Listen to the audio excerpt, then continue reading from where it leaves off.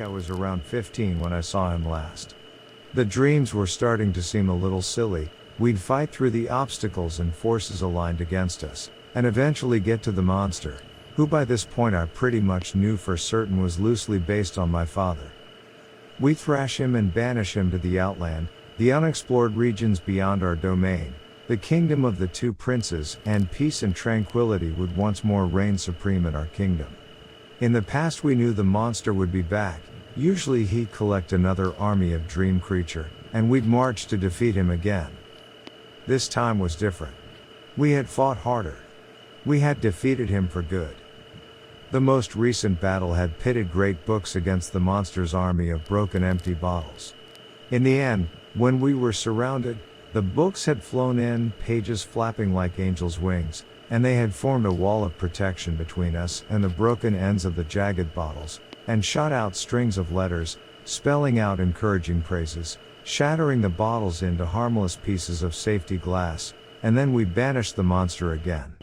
This time for good, with the phrases I had heard in court, as the judge had imposed the real-life court order which would eventually keep my dad away from me and my mom, until he drank himself to death 3 years later. I remember sitting next to Manny, that's what I called my imaginary brother, sitting on a huge upside-down L, I think, our legs dangling and swinging, both of us in our brilliant armor with the clasped hands emblem on our chest plates, my armor silver, his gold. "Hey buddy, I'm going to go away for a bit. I think we've trounced the monster for good this time, and I think you have other dreamlands to explore," he said, smiling. I didn't know then that he'd be gone for good. I could hear my alarm beeping faintly in the distance, and I could see the dreamscape sinking into the ground around me. This was a pretty typical way for our adventures to end. So, as usual, I gave him a hug, and woke up with my arm thrown around my pillow. That was 20 years ago.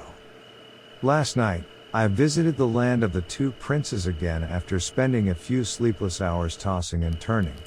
Hours earlier I had poured all my liquor down the drain in the sleeping room I was renting weekly. I had just come off a 3-day bender and had woken up covered in vomit, with nothing in the house but a half-empty bottle of vodka in my hand, and a full bottle of pain pills that had rolled behind the fridge. It's likely that if they hadn't rolled away, and if I hadn't been too drunk to get to them, I would have emptied both bottles and ended up just like my dad. I knew that I had to stop drinking. I just didn't know how I could do it alone, and I had no one to help me.